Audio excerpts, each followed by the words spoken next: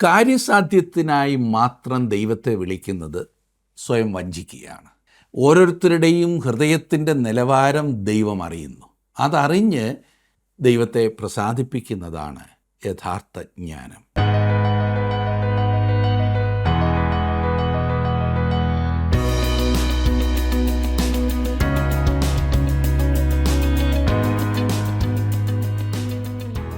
ജീവസന്ദേശം പ്രോഗ്രാമിലേക്ക് എല്ലാവർക്കും സ്വാഗതം. നമ്മെ ഭരിക്കുന്നവരെ ഓർത്ത് പ്രാർത്ഥിക്കേണ്ടതിൻ്റെ ആവശ്യകത വ്യക്തമാക്കി തരുന്ന ഒരു വാക്യവുമായാണ് സദൃശ്യവാക്യങ്ങൾ 21 അധ്യായം ആരംഭിക്കുന്നത്.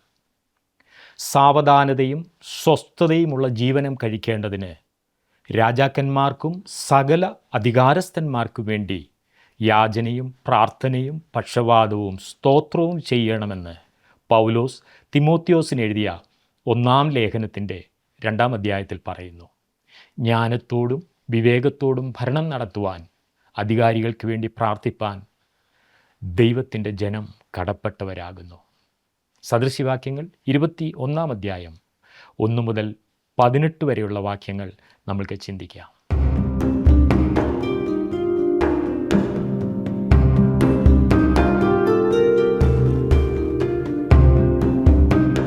സദൃശവാക്യങ്ങൾ 20 അധ്യായം വരെ നാം പഠിച്ചു കഴിഞ്ഞു. 21 അധ്യായമാണല്ലോ ഇന്ന് നാം ഒരുമിച്ച് ചിന്തിക്കുവാൻ പോകുന്നത്. ഈ സദൃശവാക്യങ്ങളിൽ വെച്ച് ഏറ്റവും ഉന്നതമായ ഒരു അധ്യായമാണിത്. 21 അധ്യായത്തിൻ്റെ ആദ്യത്തെ വാക്യം നാം ഇപ്രകാരം കാണുന്നു: രാജാവിൻ്റെ ഹൃദയം യഹോവയുടെ കയ്യിൽ നീർത്തോട് കണക്കെയിരിക്കുന്നു, തനിക്കിഷ്ടമുള്ളിടത്തൊക്കെയും അവൻ അതിനെ തിരിക്കുന്നു. ഒരു മനുഷ്യൻ മിസ്രൈമിലെ ഫറവോനാകാം, ബാബിലോണിലെ രാജാവാകാം, റോമിലെ കൈസറാകാം, മഹാനായ അലക്സാണ്ടറോ നെപ്പോളിയനോ സ്റ്റാലിനോ ഹിറ്റ്ലറോ, ഇനി ഭാവിയിൽ വരുവാനുള്ള ഏതെങ്കിലും ഭരണകർത്താവോ ആരുമാകാം. രാഷ്ട്രീയമായി ഒരു മനുഷ്യൻ എത്ര ശക്തനായാലും കാര്യമില്ല. ദൈവത്തെ കൂടാതെ യാതൊരു മനുഷ്യനും സ്വയമായി പ്രവർത്തിക്കുവാൻ കഴിയുന്നതല്ല. അവർക്കങ്ങനെ സാധിക്കുമെന്ന് ഇവരിൽ പല നേതാക്കളും ചിന്തിച്ചു. ഇന്നും മനുഷ്യർ അങ്ങനെ ചിന്തിച്ചുകൊണ്ട് മുൻപോട്ട് പോകുന്നു. എന്നാൽ സത്യമെന്തെന്നാൽ ദൈവത്തിൽ നിന്നും മാറി ആർക്കും തന്നെ പ്രവർത്തിക്കുവാൻ കഴിയുകയില്ല എന്നതത്രേ യാഥാർത്ഥ്യം. ദൈവത്തെ വിട്ട് എന്തെങ്കിലും ചെയ്യുവാൻ തുനിഞ്ഞെന്നാൽ അത് ഭോഷത്വമാണ്. രാജാവിൻ്റെ ഹൃദയം യഹോവയുടെ കയ്യിലിരിക്കുന്നു, തനിക്കിഷ്ടമുള്ള ഇടത്തേക്ക് അവൻ രാജാവിൻ്റെ ഹൃദയത്തെ തിരിക്കുന്നു. തനിക്ക് തന്നെ സകലവും നിയന്ത്രിക്കാമെന്ന് ചിന്തിക്കുന്ന ഭരണകർത്താക്കൾ എന്തൊരു മണ്ടത്തരമാണ് ചിന്തിക്കുന്നതെന്ന് പിന്നെയും ചരിത്രത്തിൽ നാം കണ്ടാലും മനുഷ്യൻ മനസ്സിലാക്കുന്നില്ല. ദൈവത്തിലുള്ള ആശ്രയം മാത്രമേ നമ്മുടെ ജീവിതത്തെ ധന്യമാക്കുകയുള്ളൂ. സ്വയമായി കാര്യങ്ങൾ ക്രമീകരിക്കുവാൻ ശ്രമിക്കുന്നത് മണ്ടത്തരമാണ്. അത് എത്ര ശക്തനായാലും ശരി, അത് വിഡ്ഢിത്തരമാണ്. ഇനി 2 വാക്യത്തിലേക്ക് വരുമ്പോൾ കാണുന്നത്: മനുഷ്യൻ്റെ വഴിയൊക്കെയും അവന് ചുവ്വായി തോന്നുന്നു, യഹോവയോ ഹൃദയങ്ങളെ തൂക്കി നോക്കുന്നു. ഇവിടെ ഇതാ വീണ്ടും മനുഷ്യൻ്റെ സ്വയനീതിയുടെ കാര്യം നാം കാണുന്നു. മനുഷ്യൻ ന്യായീകരിക്കുവാൻ ശ്രമിക്കുന്നു, എന്നാൽ ദൈവം അതിനെ വിലയിരുത്തുന്നു. ദൈവം നോക്കുന്നത് ഹൃദയത്തിലാകുന്നു, മനുഷ്യൻ്റെ ഹൃദയത്തിൽ. നാം പുറമെ എങ്ങനെങ്കിലുമൊക്കെ ചായം പൂശുവാൻ ശ്രമിക്കുന്നു. അങ്ങനെ പുറമെ നല്ലതായിരിക്കുവാനാണ് നമ്മുടെ പരിശ്രമം. നാം അത് പറഞ്ഞ് അഭിമാനം കൊള്ളാറുണ്ട്. ഞാൻ യാതൊരു കുഴപ്പവുമില്ലാത്ത വ്യക്തിയാകുന്നു എന്ന് കാണിക്കുവാനായിട്ടുള്ള ഒരു ശ്രമം. ഞാൻ ആ സഭയിലെ അംഗമാണ്, ഞാൻ ഈ സഭയിലെ അംഗമാണ്, ഞാൻ അവിടെ സൺഡേ സ്കൂൾ പഠിപ്പിക്കുന്നുണ്ട്, ഞാനും ഒരു കമ്മിറ്റിയിലുണ്ട്, സഭയ്ക്ക് വേണ്ടി പ്രവർത്തിക്കുന്നതിൽ ഞാൻ എപ്പോഴും ധൃതിയാണ്.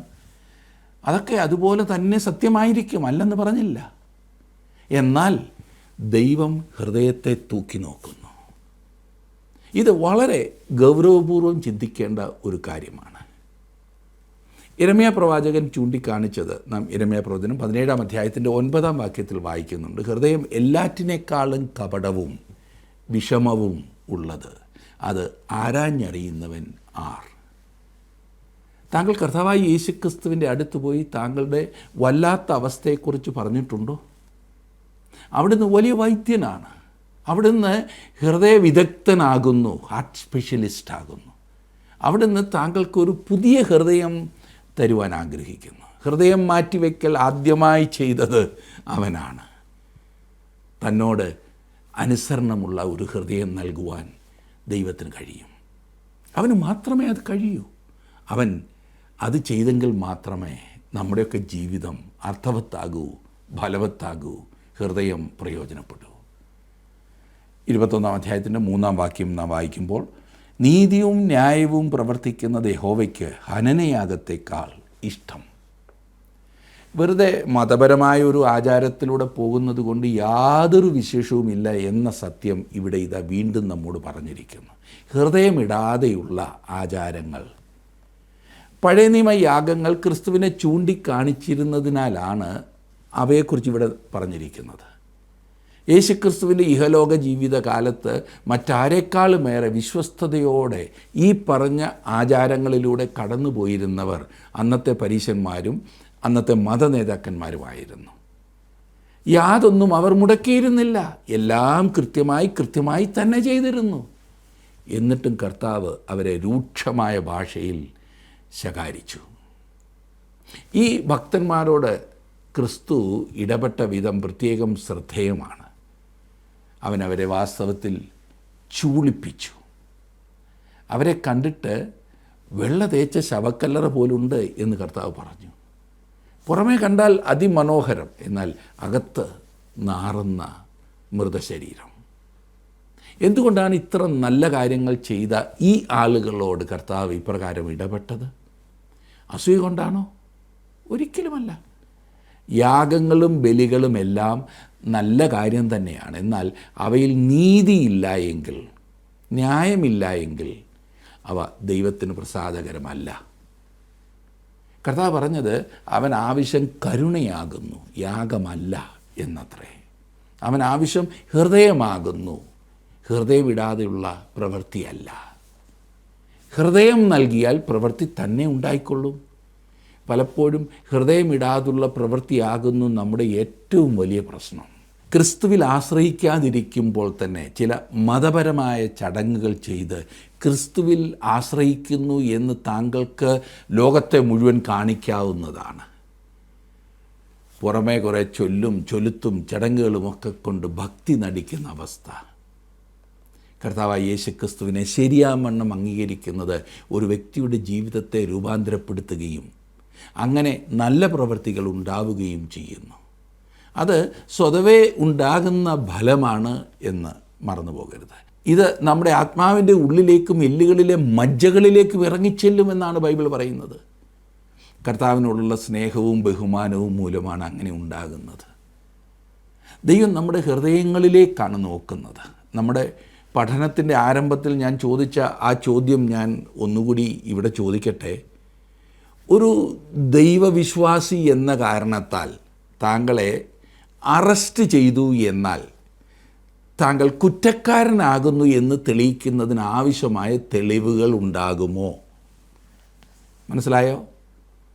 അങ്ങനെ ഇല്ലാത്ത പക്ഷം ഒക്കെ വെറും കളിപ്പീര് മാത്രമാണ്.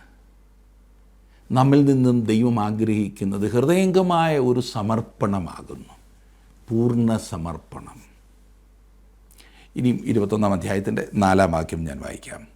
ഗർവമുള്ള കണ്ണും അഹങ്കാര ഹൃദയവും ദുഷ്ടന്മാരുടെ ദീപവും പാപം തന്നെ.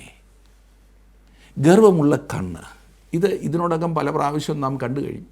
ഗർവമുള്ള കണ്ണ്. ഒരുപക്ഷെ ഞായറാഴ്ച രാവിലെ താങ്കൾ പള്ളിയിലേക്ക് ചെല്ലുമ്പോൾ സഹോദരൻ മത്തായിച്ചൻ അഥവാ സഹോദരി സാറാമ്മയെ കണ്ടപ്പോൾ പെട്ടെന്ന് മുഖമങ്ങ് തിരിച്ചു, കണ്ടില്ലാപ്പെട്ട് വേഗം നടന്നു. അങ്ങനെ വരുമ്പോൾ അവരോട് സംസാരിക്കേണ്ടതില്ലല്ലോ. അതെ, അങ്ങനെ സംഭവിച്ചത് എന്തുകൊണ്ടാണെന്നറിയാമോ? അത് ഗർവമുള്ള കണ്ണുകൊണ്ട്, കണ്ടില്ലാപ്പെട്ടുകൊണ്ടുള്ള നടത്തം.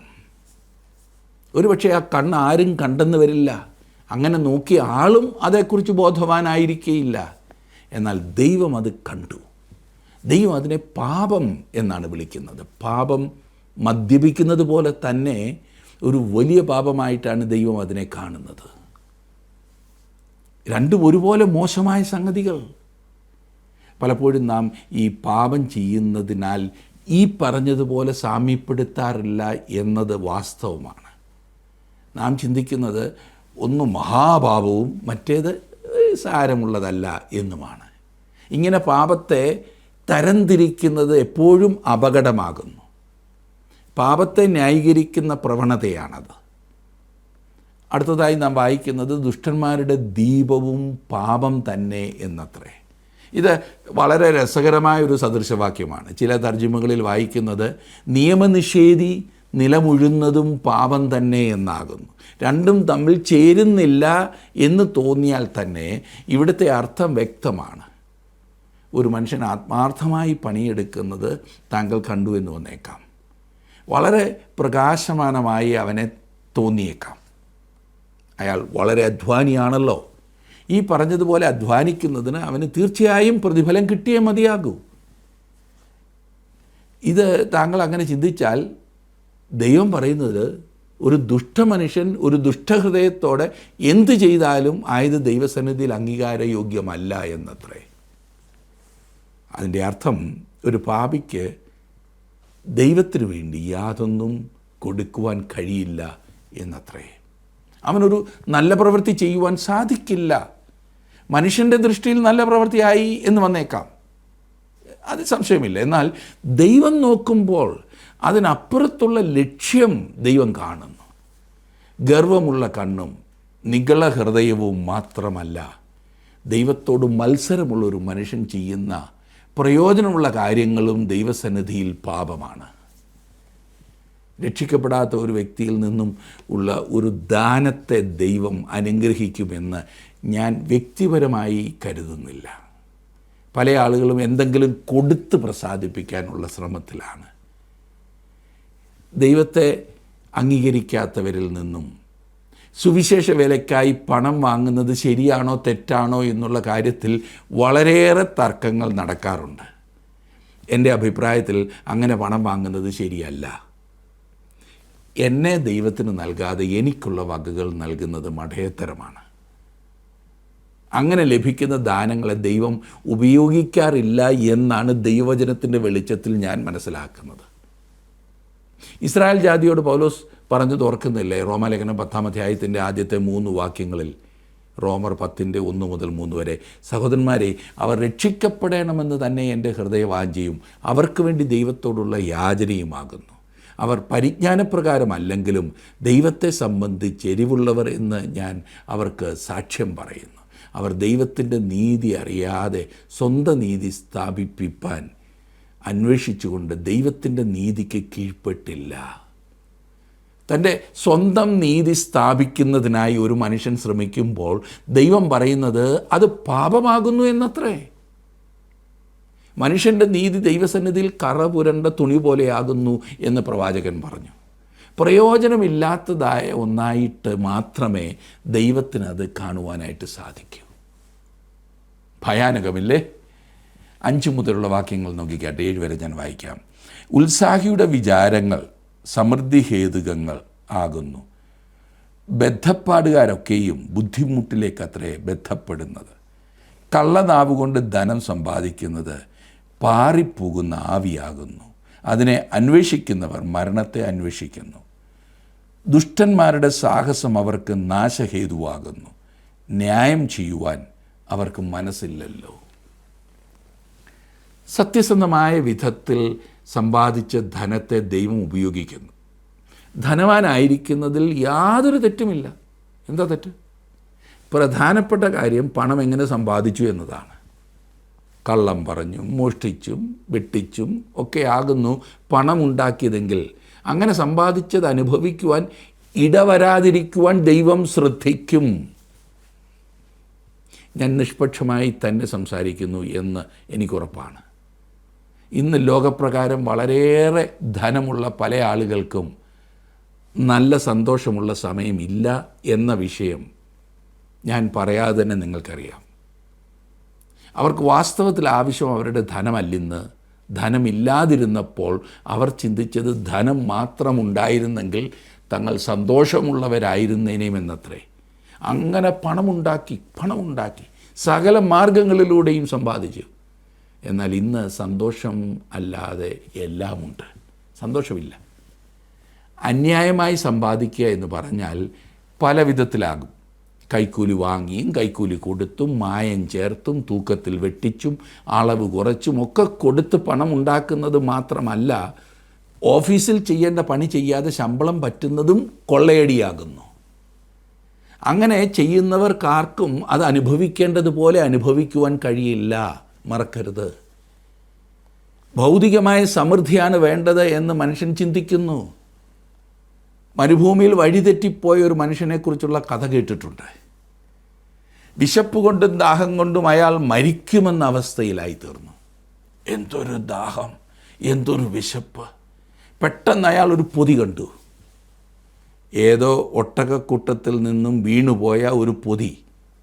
അതിൽ തീർച്ചയായും എന്തെങ്കിലും ഭക്ഷണമോ പാനീയമോ ആയിരിക്കുമെന്ന ചിന്തയിൽ ആർത്തിയോടെ അയാൾ അത് വലിച്ചു പൊട്ടിച്ച്. പെട്ടെന്ന് അയാളുടെ മുഖം നിരാശിതമായി. ഇതിൽ വെറും രത്നങ്ങൾ മാത്രമേ ഉള്ളല്ലോ എന്ന് പറഞ്ഞ് അയാൾ ആ പൊതി വലിച്ചൊരൊറ്റയേറ്. ഒരു വലിയ ഭാഗ്യത്തിന് ആ രത്നങ്ങൾ മതിയായിരുന്നു. എന്നാൽ അവൻ്റെ ആവശ്യം അതല്ലായിരുന്നു. ഇന്നത്തെ മനുഷ്യൻ്റെ സ്ഥിതി ഇത് തന്നെയല്ലേ? സമ്പത്ത് സുലഭം, സന്തോഷം ദുർലഭം. എന്നെ ശ്രദ്ധിക്കുന്ന പ്രിയ സുഹൃത്തെ, താങ്കൾക്ക് ധനവാനാകാം എന്ന് ദൈവം പറയുന്നു. എന്നാൽ ശരിയായ വിധത്തിൽ പണമുണ്ടാക്കുകയും ദൈവനാമ മഹത്വത്തിനായി അത് ഉപയോഗിക്കുകയും ചെയ്യുന്നില്ല എങ്കിൽ അതുകൊണ്ട് യാതൊരു പ്രയോജനവുമില്ല. ഇനിയും തലമുറകൾക്ക് പോലും അനുഭവിക്കുവാൻ ഇടവരില്ല. ആരെയും ഞാൻ ശപിക്കുകയല്ല, നടക്കുന്ന സംഭവം പറഞ്ഞു എന്ന് മാത്രം. 8-ാം വാക്യം, അകൃത്യഭാരം ചുമക്കുന്നവൻ്റെ വഴി വളഞ്ഞിരിക്കുന്നു, നിർമ്മലൻ്റെ പ്രവൃത്തിയോ ചൊവ്വുള്ളത് തന്നെ. മറ്റൊരു തർജ്ജിമ, കുറ്റബോധമുള്ള ഒരു മനുഷ്യൻ്റെ വഴി വളഞ്ഞിരിക്കുന്നു, എന്നാൽ നിർമ്മലൻ്റെ പ്രവൃത്തിയോ ചൊവ്വുള്ളത് തന്നെ എന്നത്രേ. താങ്കൾ വാസ്തവത്തിൽ എപ്രകാരത്തിലുള്ള ഒരു വ്യക്തിയാകുന്നു എന്ന് താങ്കളുടെ ജീവിതം തെളിയിക്കും. താങ്കൾ ദൈവവുമായി ശരിയായ ബന്ധത്തിലാകുന്നുവെങ്കിൽ ആയത് താങ്കളുടെ ജീവിതത്തിൽ വെളിപ്പെടുത്തി കാണും എന്ന് മറക്കരുത്. 9-ാം വാക്യം, ശണ്ട കൂടുന്ന സ്ത്രീയോടുകൂടെ പൊതുവീട്ടിൽ പാർക്കുന്നതിനേക്കാൾ മേൽപ്പുരയുടെ ഒരു കോണിൽ പാർക്കുന്നത് നല്ലത്. വിവാഹം കഴിയുന്നത് വരെ യഥാർത്ഥ സന്തോഷം എന്താകുന്നു എന്നറിയാൻ പാടില്ലാതിരുന്ന ഒരു മനുഷ്യനാണിത്. വിവാഹം കഴിഞ്ഞപ്പോൾ അത് വളരെ താമസിച്ചും പോയി. വിവാഹ ജീവിതത്തിൽ യാതൊരു സന്തോഷവും അനുഭവിക്കാത്ത എത്രയെത്ര ഭാര്യാഭർത്താക്കന്മാർ ഇന്ന് നമ്മുടെ ഇടയിലുണ്ട്. എപ്പോഴും ശണ്ട കൂടുന്ന സ്ത്രീ. സ്ഥിരം മദ്യപിച്ചിരുന്ന ഒരു വ്യക്തിയുടെ പള്ളിയിലെ അച്ഛൻ അയാളുടെ വീട്ടിലെ സ്ഥിതി മനസ്സിലാക്കിയപ്പോൾ പറഞ്ഞത്, അയാൾ കുടിച്ചില്ലെങ്കിലേ അതിശയിക്കുവാനുള്ളൂ, അയാളുടെ സ്ഥാനത്ത് ഞാനായിരുന്നെങ്കിൽ അതിലധികം ചെയ്തേനേമെന്ന്. ആരാ പറയുന്നതെന്ന് ഓർക്കണം. അത്ര മോശപ്പെട്ടതായ ഒരു സ്ത്രീയുള്ള ഭവനത്തെക്കുറിച്ചാണ് ഈ പ്രിയ അച്ഛൻ വിവരിച്ചത്. കാരണം കലഹക്കാരിയായ ഭാര്യ ദൈവത്തോടു കൂടെ അല്ലാത്ത തെരഞ്ഞെടുപ്പാണ്. അതാണ് ഇതിൻ്റെ പ്രശ്നം. ഇന്ന് അനേകം കുടുംബങ്ങൾ തകർന്നുകൊണ്ടിരിക്കുന്നതായി നാം കാണുന്നു. അല്പം ഒരു വിട്ടുവീഴ്ചയ്ക്ക് തയ്യാറല്ലാത്തതായ മനുഷ്യർ. തങ്ങളുടെ തെറ്റൊരിക്കലും കാണുവാൻ അവർക്ക് കണ്ണില്ല. മറ്റുള്ളവരുടെ തെറ്റ് എത്രയും പെരുപ്പിച്ച് കാണിക്കാമോ അത്രയും പെരുപ്പിച്ച് കാണിക്കുന്ന നീചമായിട്ടുള്ള അവസ്ഥ. തിരുവചനത്തിൽ നമുക്കിതിനുള്ള ഉദാഹരണങ്ങൾ വളരെയുണ്ട്. ദാവീദിൻ്റെ ഭാര്യ ശൗലിൻ്റെ മകൾ മീഖൾ, ആ വിവാഹത്തിൽ ഏതെങ്കിലും വിധത്തിലുള്ള കൂട്ടായ്മയോ യഥാർത്ഥ സ്നേഹമോ ഉണ്ടായിരുന്നു എന്ന് ഞാൻ ചിന്തിക്കുന്നില്ല. താൻ വലിയ സന്തോഷത്തോടെ യഹോവയുടെ പെട്ടകം യെരൂശലേമിലേക്ക് കൊണ്ടുവന്നപ്പോൾ ഈ സ്ത്രീ മീഖൾ അവനെ പരിഹസിച്ചു. പെട്ടകത്തിൻ്റെ മുൻപിൽ നൃത്തം ചെയ്യുക വഴി താൻ തന്നെ തന്നെ നിസാരനാക്കിയെന്ന് മീഖൾ ദാവീദിനോട് പറഞ്ഞു. അവൻ്റെ ആ പ്രവൃത്തിയെ അവൾ മോശമാക്കി ചിത്രീകരിച്ചു. ഓർക്കുക, താങ്കൾ ദൈവകാര്യത്തിൽ എന്തെങ്കിലും താല്പര്യം കാണിച്ചെന്നാൽ അനേകർ അത്ഭുതം കൂറും, മുഷിയും. മറ്റുള്ളവർ എന്തെങ്കിലുമൊക്കെ പറയട്ടെ, അത് താങ്കളുടെ ജീവിത പങ്കാളിയിലാണെങ്കിലോ അങ്ങനെ ഒരാളുടെ കൂടെ ജീവിക്കുന്നത് ഭയങ്കര പ്രയാസമാണില്ലേ? താങ്കൾ ചെയ്യുന്നതിന് കുറ്റം മാത്രം കണ്ടുപിടിക്കുന്ന ഒരു സ്ത്രീ ഒരിക്കലും ഒരു പ്രോത്സാഹന വാക്ക് പറയാത്തതായിട്ടുള്ള ഭാര്യ ഭർത്താവിൻ്റെയും കാര്യം അങ്ങനെ തന്നെയാണ്. 11-ാം വാക്യം, പരിഹാസിയെ ശിക്ഷിച്ചാൽ അല്പബുദ്ധി ജ്ഞാനിയായിത്തീരും, ജ്ഞാനിയെ ഉപദേശിച്ചാൽ അവൻ പരിജ്ഞാനം പ്രാപിക്കും. നാം ഈ കാര്യങ്ങൾ ശ്രദ്ധിക്കേണ്ടതുണ്ട്. കാരണം നമുക്ക് ചുറ്റുമുള്ളവരിൽ നിന്നും നാം പാഠങ്ങൾ പഠിക്കും എന്നാണ് ഇതർത്ഥമാക്കുന്നത്. 13-ാം വാക്യം, എളിയവൻ്റെ നിലവിളിക്ക് ചെവി പൊത്തിക്കളയുന്നവൻ താനും വിളിച്ചപേക്ഷിക്കും, ഉത്തരം ലഭിക്കുകയില്ല. ഇതത്രേ ദൈവം അരുളി ചെയ്തിരിക്കുന്നത്. ഒന്നുകിൽ ഇത് സത്യമായിരിക്കും, അല്ല എങ്കിൽ സത്യമായിരിക്കുകയില്ല. ഞാൻ വിശ്വസിക്കുന്നത് ഇത് തികച്ചും സത്യമാകുന്നു എന്നാണ്. അതുമാത്രമല്ല, ഞാൻ കരുതുന്നത് നമ്മുടെ ഈ കാലത്ത് നമുക്കിതിനുള്ള ഉദാഹരണങ്ങൾ വളരെയേറെ ചുറ്റും കണ്ടെത്താവും എന്നത്രേ. 14-ാം വാക്യം, രഹസ്യത്തിൽ ചെയ്യുന്ന ദാനം കോപത്തെയും മടിയിൽ കൊണ്ടുവരുന്ന സമ്മാനം ഉഗ്രകോപത്തെയും ശമിപ്പിക്കുന്നു. ഈ വാസ്തവം എല്ലായ്പ്പോഴും നാം കാണുന്നു. യാക്കോബ് ഹാരാനിൽ തൻ്റെ സമയം ചെലവഴിച്ചതിന് ശേഷം മടങ്ങി വരുമ്പോൾ തൻ്റെ സഹോദരൻ ഏശാവ് 400 ആളുമായി തനിക്ക് നേരെ വരുന്നത് യാക്കോബ് അറിഞ്ഞു. തൻ്റെ ജ്യേഷ്ഠാവകാശവും അനുഗ്രഹങ്ങളും ഒക്കെ തട്ടിയെടുത്തതിന് ശേഷം ആദ്യമായിട്ടാണ് യാക്കോബ് ഏശാവിനെ കാണുവാൻ പോകുന്നതെന്ന് ഏശാവിന് അറിയാമെന്ന് യാക്കോബ് മനസ്സിലാക്കി. എന്നിട്ട് യാക്കോബ് ഭയപ്പെട്ടു. അതുകൊണ്ട് യാക്കോബ് തനിക്ക് മുൻപേ ഏശാവിനൊരു സമ്മാനം കൊടുത്തയക്കുന്നു. യാക്കോബ് അത് ചെയ്യേണ്ട കാര്യമില്ലായിരുന്നു. കാരണം ദൈവം ഏശാവിൻ്റെ മനോഭാവത്തെ, ഹൃദയത്തെ നേരത്തെ തന്നെ കൈകാര്യം ചെയ്ത് കഴിഞ്ഞിരുന്നു. എന്നാൽ രഹസ്യത്തിൽ കൊണ്ടുവരുന്ന സമ്മാനം തീർച്ചയായും കോപത്തെ ശമിപ്പിക്കുമെന്ന് മനുഷ്യർ ചിന്തിക്കുന്നു. ഇപ്രകാരത്തിലുള്ള ചിന്താഗതിയിൽ നാമും വേഗത്തിൽ വീഴുവാൻ സാധ്യതയുണ്ട്. ഞാൻ ഔദാര്യമനസ്കനാകുവാൻ പോവുകയാണ്, അങ്ങനെ വരുമ്പോൾ എനിക്കും പ്രതിഫലം കിട്ടുമെന്ന ചിന്ത, അല്ലെങ്കിൽ ഞാൻ ക്ഷമിക്കുവാൻ പോവുകയാണ്, അങ്ങനെ ചെയ്യുമ്പോൾ എൻ്റെ ഉള്ളത്തിൽ ഭാരമുണ്ടാവുകയില്ലല്ലോ എന്ന ചിന്ത. എന്നാൽ കർത്താവായ യേശുക്രിസ്തു ഉദ്ദേശിച്ചത് അതല്ല. നാം മറ്റുള്ളവരോട് ക്ഷമിക്കേണ്ടത് ഏതെങ്കിലും വിധത്തിലുള്ള പ്രതിഫലം ഉദ്ദേശിച്ചല്ല, പിന്നെയോ ക്രിസ്തുവിൽ ദൈവം നമ്മോട് ക്ഷമിച്ചതിനാലത്രേ. പലപ്പോഴും നാം മറ്റുള്ളവരോട് ക്ഷമിക്കുന്നത് നമ്മുടെ ഗുണത്തിന് വേണ്ടിയിട്ടാണ്. തീർച്ചയായും കർത്താവ് ഉദ്ദേശിച്ചത് അതല്ല. നമുക്കതുകൊണ്ട് ഗുണമുണ്ടാകും എന്നുള്ളത് ഒരു വാസ്തവമാണ്. പക്ഷേ നമ്മുടെ ലക്ഷ്യം അതായിരിക്കരുത്. അതിനാൽ അത്രേ നാം ദയയുള്ളവരും മഹാമനസ്കരും ക്ഷമിക്കുന്നവരുമായിരിക്കേണ്ടത്. നമുക്ക് നല്ലതായി തോന്നുന്നതായിരിക്കരുത് ക്ഷമിക്കുന്നതിൻ്റെ പിൻപിലെ നമ്മുടെ ലക്ഷ്യം എന്ന് ചുരുക്കം. 15-16 വാക്യങ്ങൾ, ന്യായം പ്രവർത്തിക്കുന്നത് നീതിമാന് സന്തോഷവും ദുഷ്പ്രവർത്തിക്കാർക്ക് ഭയങ്കരവുമാകുന്നു. വിവേകമാർഗം വിട്ട് നടക്കുന്നവൻ മൃതന്മാരുടെ കൂട്ടത്തിൽ വിശ്രമിക്കും. കുറ്റവാളികളെ പ്രത്യേക സാഹചര്യത്തിലിട്ടത് കൊണ്ട് ശരിയാക്കിയെടുക്കുവാൻ കഴിയുകയില്ല എന്നാണ് ദൈവം പറയുന്നത്. അവർ വീണ്ടും ജനനം പ്രാപിക്കേണ്ടതുണ്ട്. ഇവർക്ക് ദൈവവചനം ആവശ്യമാകുന്നു. കുറ്റകൃത്യങ്ങൾ നടക്കുന്ന സ്ഥലത്തേക്ക് പോയി നാം ദൈവവചനം ശ്രദ്ധിക്കേണ്ടതുണ്ട്. ദൈവം നോക്കുമ്പോൾ നാം തെറ്റായ ദിശയിൽ നിന്നുമാണ് കാര്യങ്ങൾ ചെയ്യുന്നത് എന്നോർക്കണം.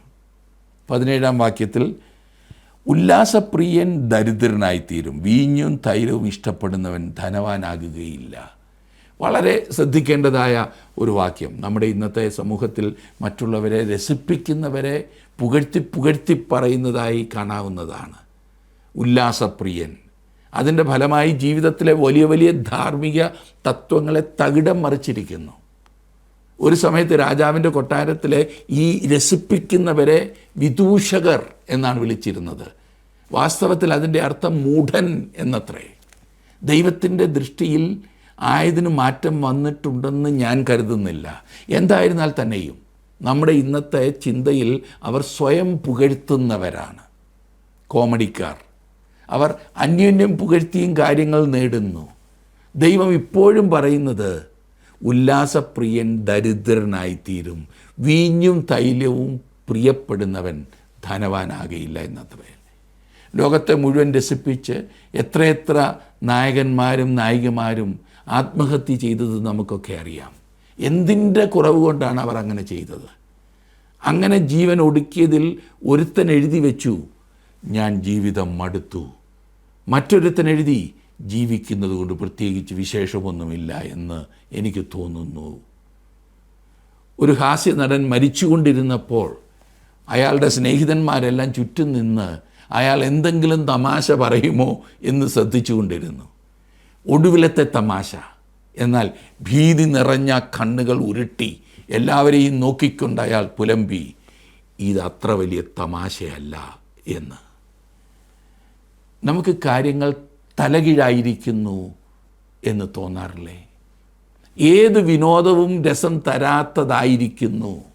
അതുകൊണ്ട് തന്നെ മനുഷ്യർ സകല അതിർവരമ്പുകളും ലംഘിച്ച് രസിപ്പിക്കുവാൻ ശ്രമിക്കുന്നു. എല്ലാം വിരസമെന്നല്ലാതെ എന്തു പറയാനാണ്? മനുഷ്യൻ ഉല്ലാസപ്രിയനായിരിക്കുന്നു. എങ്ങനെയെങ്കിലുമൊക്കെ വിനോദങ്ങളിൽ ഏർപ്പെട്ട് സ്വയം കളയുവാൻ മനുഷ്യൻ തത്രപ്പെടുന്നു. അതുകൊണ്ട് തന്നെ മനുഷ്യനെ രസിപ്പിക്കുവാൻ കഴിവുള്ളവർ പണം വാരിക്കൂട്ടുന്നു. ഉല്ലാസപ്രിയൻ ദരിദ്രനായിത്തീരും. തുടർന്ന് നാം കാണുന്നു, വീഞ്ഞും തൈലവും പ്രിയപ്പെടുന്നവൻ ധനവാനാകുകയില്ല. വീഞ്ഞും തൈലവും ആഡംബരത്തെ കാണിക്കുന്നതാണ്. പലപ്പോഴും അനേകരും തങ്ങളുടെ ജീവിതത്തിൽ ആവശ്യമുള്ളത് എന്ത് എന്നും ആഡംബരമായത് എന്ത് എന്നും തിരിച്ചറിയാതെ തങ്ങൾക്ക് ലഭിക്കുന്ന പണം മുഴുവൻ ആഡംബരത്തിന് വേണ്ടി കളയുന്നു. ആഡംബരപൂർവമായി ജീവിക്കുന്നത് തീർച്ചയായും തെറ്റാണ്, ദൈവഹിതപ്രകാരമല്ല. അങ്ങനെയുള്ളവർ ജീവിതത്തിൽ വാസ്തവത്തിൽ അനുഗ്രഹം അനുഭവിക്കുന്നില്ല എന്നതാണ് വാസ്തവം. 18-ാം വാക്യം കൂടി നോക്കാം. ദുഷ്ടൻ നീതിമാനും മറുവിലയാകും, ദ്രോഹി നേരുള്ളവർക്കും പകരമായി തീരും. കുറ്റക്കാരൻ ശിക്ഷിക്കപ്പെടണം എന്നത്രേ ന്യായം അവകാശപ്പെടുന്നത്. എങ്കിൽ മാത്രമേ നിരപരാധി വിടുവിക്കപ്പെടുകയുള്ളൂ. എന്നാൽ ദൈവകൃപയാൽ നീതിമാനായ കർത്താവായ യേശു ദുഷ്ടന്മാർക്ക് വേണ്ടി മറുവിലയായി. അവനാണ് നേരുള്ളവൻ. ഞാനും നിങ്ങളും ദ്രോഹികളും ദുഷ്ടന്മാരുമാകുന്നു. എന്നാൽ നമ്മുടെ കർത്താവ് നമ്മുടെ പാപം വഹിച്ചുകൊണ്ട് നമുക്ക് വേണ്ടി മരിച്ചു. അത് അംഗീകരിക്കുന്നതാണ് യഥാർത്ഥ ജ്ഞാനം. അങ്ങനൊന്ന് താങ്കളുടെ ജീവിതത്തിലുണ്ട് എന്ന ഉറപ്പുണ്ടോ? അതിനായി ദൈവം നിങ്ങളെ സഹായിക്കട്ടെ.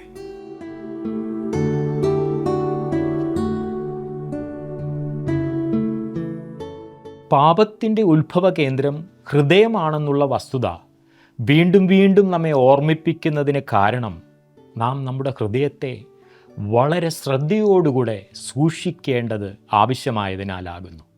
ദൈവം ഒരു മനുഷ്യനെ വിലയിരുത്തുന്നത് അവൻ്റെ ഹൃദയത്തെ നോക്കിയാണെന്നുള്ളത് നാം മറന്നു പോകരുത്.